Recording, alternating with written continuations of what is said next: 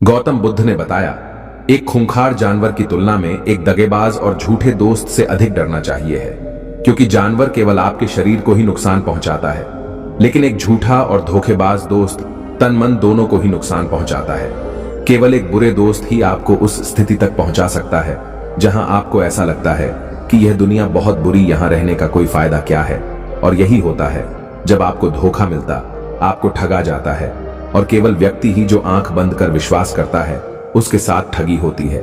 हम किसी पे सीधे विश्वास नहीं करते हैं, विश्वास धीरे धीरे बढ़ता है, लेकिन कुछ समय के बाद यह विश्वास इतना मजबूत हो जाता है कि हम उस व्यक्ति के सामने अपनी आंखें, कान और मन बंद कर देते हैं, और फिर ऐसी स्थिति में होते कि हमारे सबसे विश्वास योग्य व्यक्ति हमें सबसे ज्यादा धोखा और दुख देता है।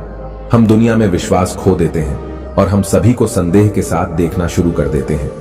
वास्तविकता में यह दुनिया धोखे पर चल रही है।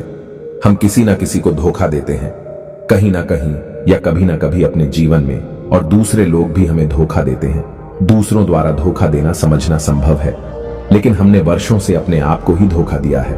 हम अपने आप को ऐसी बातों को मनाते हैं ताकि हमें सच्चाई का सामना ना करना पड़े, और हम अपने छोटे से दुनिया में खो जाते हैं। धोखा या विश्वासघात एक दो धारी तलवार की तरह होता है।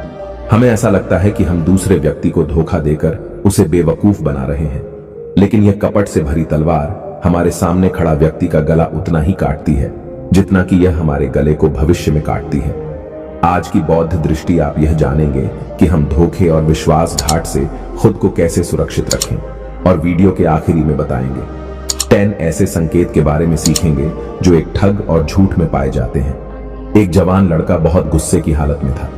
उसको ये दुनिया बहुत बेकार लग रही थी, इसलिए वह स्वयं हत्या करने की सोच रहा था। जब वह पहाड़ी के शिखर तक पहुंचा तो उसने चिल्लाया, यह दुनिया इतनी बुरी क्यों है? यहां सब इतने स्वार्थी क्यों हैं? क्या मेरे जीने का कोई मतलब नहीं है?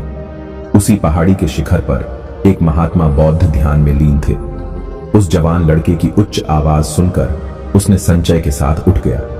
उसे एकदम समझ में आया कि यह जवान लड़का यहां स्वयं हत्या करने आया है। जब वह जवान लड़का पहाड़ी से कूदन वाला था, तभी महात्मा बौद्ध ने उसका हाथ पकड़ा और महात्मा बौद्ध ने उसे पीछे खींचा और कहा, क्या हुआ? क्या आगे का रास्ता खत्म हो गया है? जवान लड़का ने कहा, कौन सा रास्ता? यहां कोई रास्ता नहीं है। मैं यहां से कूदकर अपनी हत्या करने जा रहा। महात्मा बौद्ध ने कहा, हर किसी को एक ना एक दिन मरना होता है, लेकिन तुम इतनी जल्दी में क्यों हो? जवान लड़के ने कहा, क्योंकि यह दुनिया जीने के लायक नहीं है।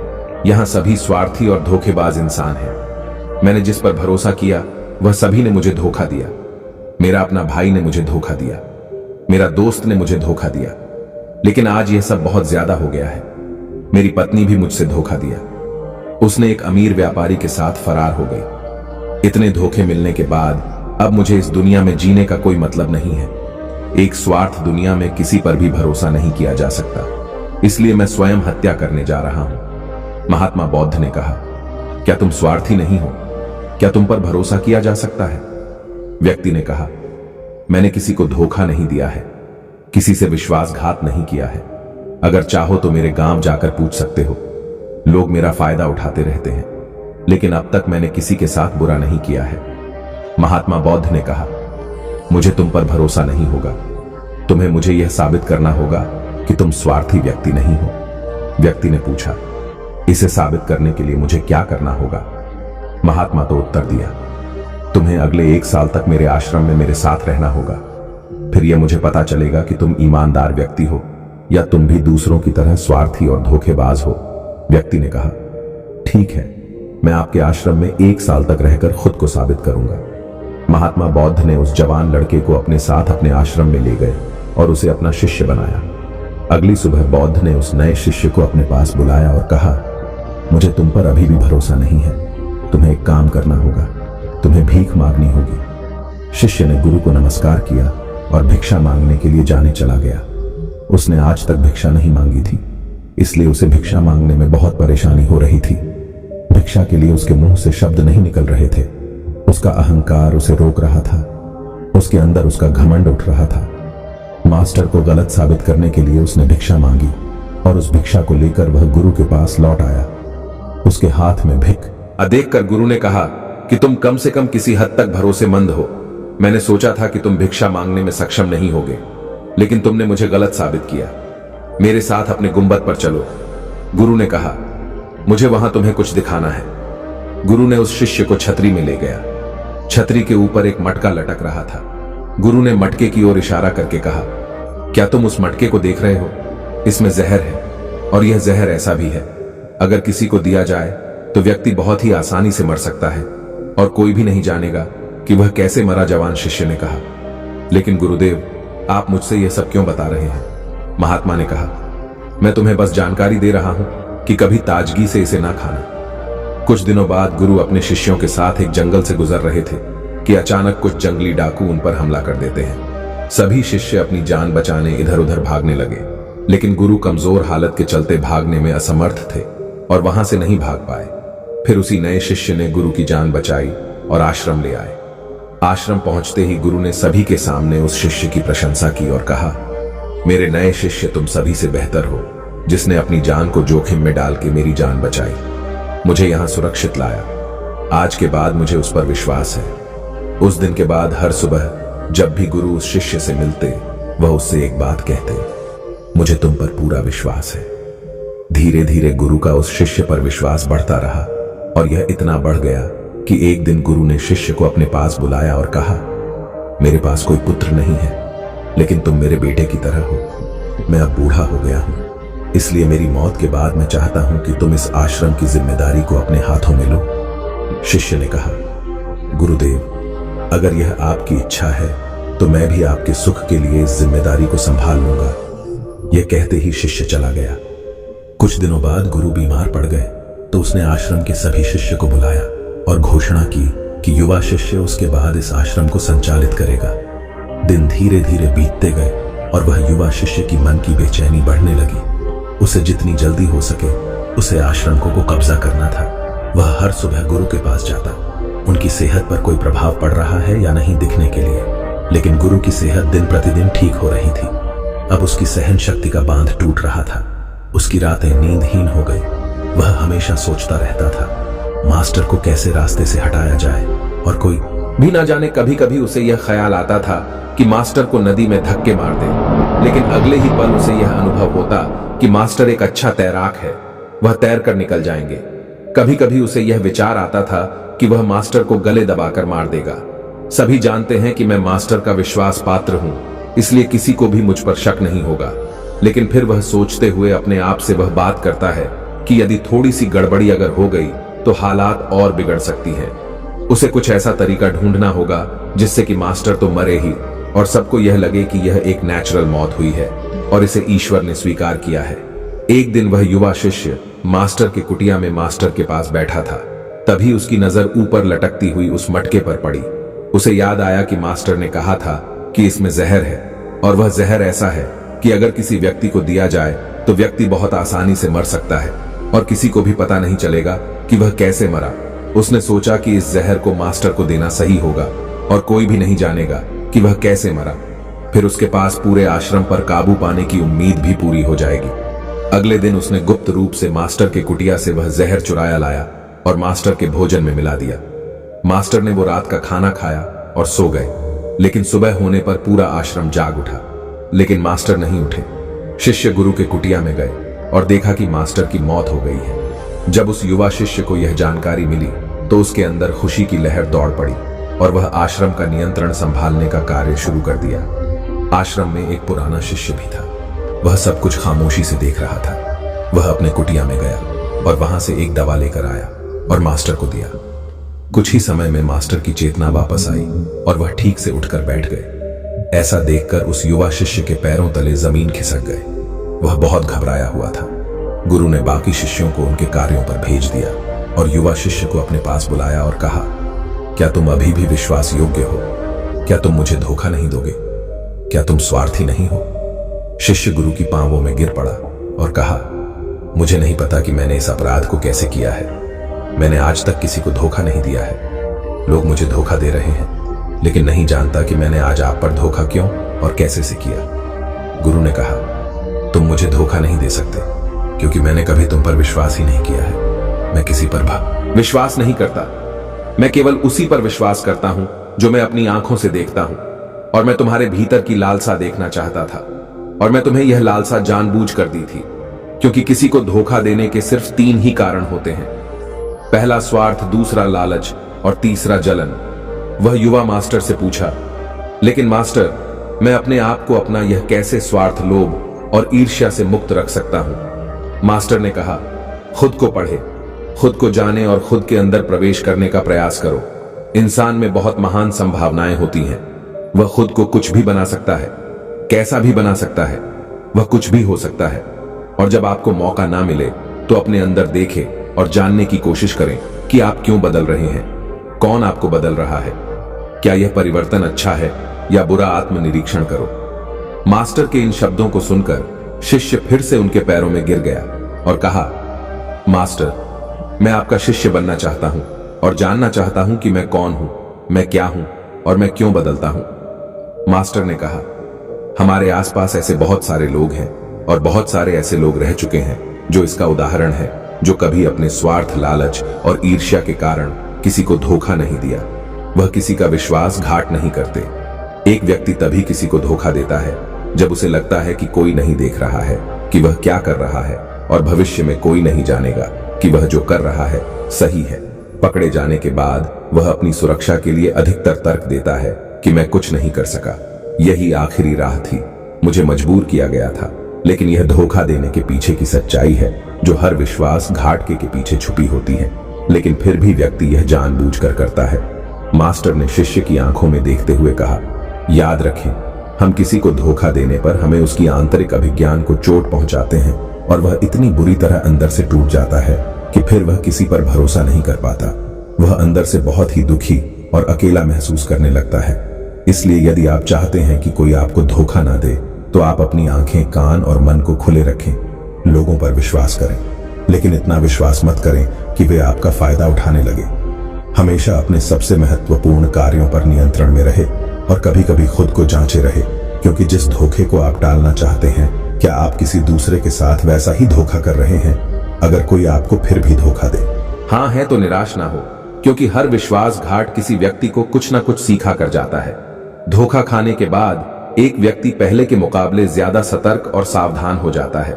इसलिए अपने जीवन को बिगाड़ने की आदत ना डाले, बल्कि इसे एक सबक समझे और आगे बढ़े। मास्टर ने कहा, यह है धोखेबाज व्यक्ति के 10 निशानियां, एक चालाक व्यक्ति के जो आपको धोखा दे सकते हैं, आपकी नींद चुरा सकते हैं और आशा की गहरी समुद्र में डूबते हुए आपकी जिंदगी खत्म कर सकता है। पहला चिन्ह, वह व्यक्ति जो झूठ बोलता होगा वह धोखेबाज होगा। वह सब कुछ आपसे छुपाए। आप उसके बारे में दूसरे लोगों से जानेंगे और जब आप पूछेंगे वह कहेगा कि उसे बताना भूल गया। उसके साथ बहुत समय बिताने के बावजूद आप उसके बारे में ज्यादा नहीं जान पाएंगे। वह आपके बारे में क्या सोचता है, उसकी जिंदगी में क्या चल रहा है, यह आपको हमेशा भ्रमित करेगा, क्योंकि वह सब कुछ आपसे छुपाए, क्योंकि वह सच्चा आदमी है ही नहीं। एक सच्चा आदमी को अपने ने बारे में बताने से कोई परेशानी नहीं होती। वह आपके साथ लगभग सब कुछ साझा करता है, लेकिन एक धोखेबाज बहुत सतर्कता से चलता है। इसलिए हमें इन बातों पर ध्यान देना चाहिए जिनके साथ हम एक संबंध में हैं, जिनके साथ हम अपने जिंदगी का विश्वास और प्यार का सौदा करने जा रहे हैं। क्या वह हमारे साथ अपने जीवन की पूरी कहानी साझा करता है या नहीं? क्या वह बातें हमसे छुपाता है? अगर वह छुपाता है तो वह व्यक्ति एक बड़ा धोखेबाज है। दूसरा चिन्ह, वह व्यक्ति जो धोखेबाज हो या हमारे साथ सच्चा प्यार नहीं है तो वह हमारी परवाह नहीं करेगा। हम उसकी परवाह कितनी भी करें, हम उसके लिए कुछ भी क्यों ना करें, लेकिन वह हमारी परवाह बिल्कुल भी नहीं करेगा। और यह एक बार ही नहीं दिखेगा, बार बार दिखेगा, लेकिन हम इसे इग्नोर करते हैं। यह हमारी गलती है, क्योंकि हमारे मोहित होने के कारण हम अपनी आंखों के सामने सही और गलत को नहीं देख पाते। यह हमारी गलती है। अगर हम थोड़ा सावधानी से ज्यादा देखने की कोशिश करें तो हमें पता चलेगा कि वह हमारी परवाह नहीं करता। तीसरा चिन्ह, एक धोखेबाज व्यक्ति भी बड़ा झूठा होता है। उसके शब्द उसके आपसी मेल नहीं खाते, उसकी जीभ बदलती रहती है, वह अपने वचनों को नहीं निभाता, लेकिन हम उसकी झूठी बातों में फंस जाते हैं, इसलिए हम उसे पहचान नहीं पाते। चौथा चिन्ह, एक धोखेबाज व्यक्ति हमारे मुख पर परेशान सा और सराहना हमारे सामने करेगा, लेकिन वह कभी भी हमारी प्रशंसा नहीं करेगा और हमें इज्जत नहीं करेगा। चाहे हम के लिए मर जाएं, वह हमें कभी सराहना नहीं करेगा और हमें उतना महत्व नहीं देगा जितना कि हम अपनी जिंदगी में देते हैं, क्योंकि वह हमें एक दिन धोखा देगा।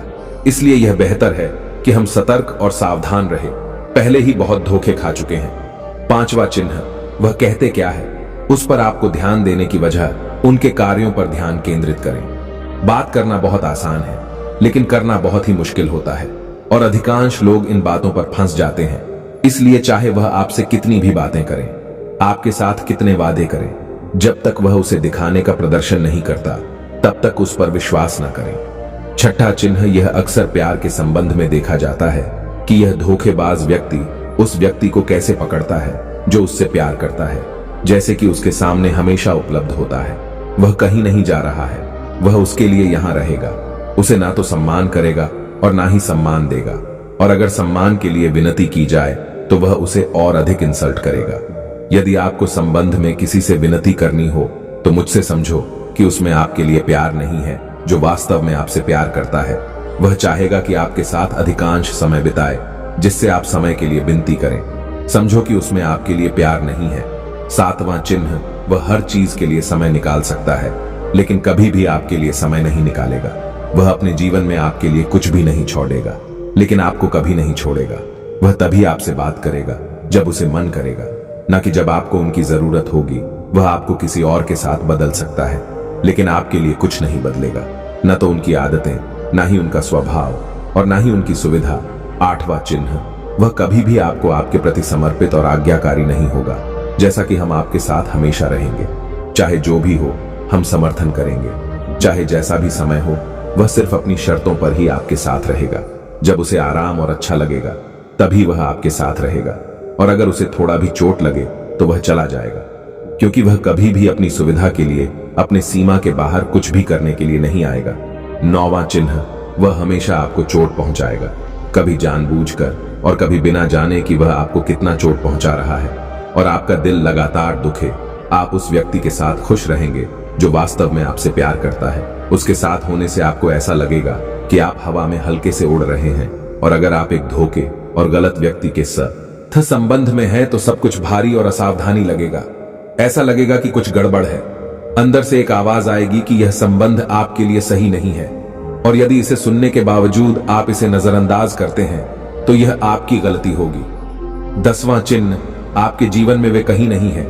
आपके जीवन में उनकी कोई विशेष जगह नहीं है। जब चाहे वे आसानी से आपके जीवन से आपको निकाल सकते हैं और उन्हें कुछ फर्क नहीं पड़ेगा।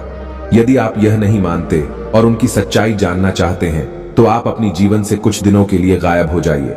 उन्हें कुछ फर्क नहीं पड़ेगा, बल्कि वे खुश रहेंगे। अच्छा है कि समस्या हमारे जीवन से चली गई है। अब हम आजाद हैं और हम जो चाहे वह कर सकते हैं। यदि आप भी अगर ऐसे व्यक्ति के साथ संबंध में हैं तो आप अपने बुद्धि को संयम में लाइए, और जितनी जल्दी हो सके कि इससे बाहर निकले संबंध से बाहर आने के बाद आपको सुख, शांति और प्यार मिलेगा। और क्या दुनिया में सिर्फ एक ही व्यक्ति है? यदि आप एक खराब व्यक्ति को छोड़ देते हैं तो 10 अच्छे लोग आपके जीवन में आएंगे जो आपको सम्मान और प्यार देंगे। और जब तक आप इस तरह के झूठे व्यक्ति के साथ हैं तब तक आप अपने अच्छे लोगों को नहीं देख पाएंगे। लेकिन जैसे ही आप ऐसे धोखेबाज व्यक्ति को छोड़ देंगे, अच्छे लोग आपके जीवन में आना शुरू हो जाएंगे। और एक और बात, आजकल वे लोग जिनके साथ प्यार में धोखा हुआ है वे कहते हैं कि प्यार कुछ नहीं है, सब कुछ झूठ है। आजकल सब कुछ झूठा है, लेकिन यह पूरी तरह से सही नहीं है। जिस व्यक्ति ने आपको धोखा दिया है उससे प्यार के अर्थ की जानकारी नहीं थी, लेकिन आज भी दुनिया में बहुत सारे ऐसे लोग हैं जो प्यार को कैसे करना है जानते हैं और उसे बढ़कर करार रखने की भी जानते हैं। धोखा खाए लोग अपनी ओर से सच्चा प्यार करता है। प्यार ईश्वर की उपहार है और यह दुनिया प्यार पर आधारित है। अगर एक गलत व्यक्ति ने आपका प्यार समझ नहीं पाया तो इसका अर्थ यह नहीं है कि इस दुनिया में प्यार नहीं है। यह दुनिया प्यार पर ही आधारित है।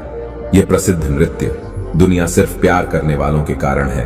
और अंत में एक और बात, यदि आप अपने परिवार के सदस्यों से धोखा खा चुके हैं या आपस में गलतफहमी हो गई है तो एक दूसरे के बात समझने का प्रयास करें, एक दूसरे को जाने और एक दूसरे को माफ करें। क्योंकि दोस्तों, आपको बहुत सारे लोग मिलेंगे, लेकिन आपके परिवार के लोगों की तरह किसी और जगह पूरे विश्व में नहीं मिलेंगे। हाँ, उनका दृष्टिकोण थोड़ा अलग होता है, वे थोड़े दूर के होते हैं आपके परिवार के बाहर, जैसे कि आपके दोस्त, दूर के रिश्तेदार या पड़ोसी। लेकिन परिवार के सदस्यों को माफ कर देना बुद्धिमान होता है। तो दोस्तों, आज के वीडियो में बस इतना ही। उम्मीद है आपको यह वीडियो पसंद आई होगी। अगर पसंद आई होगी तो वीडियो को एक लाइक करना मत भूलिए। फिर मिलते हैं एक नई कहानी के साथ, तो अपना ध्यान रखिए।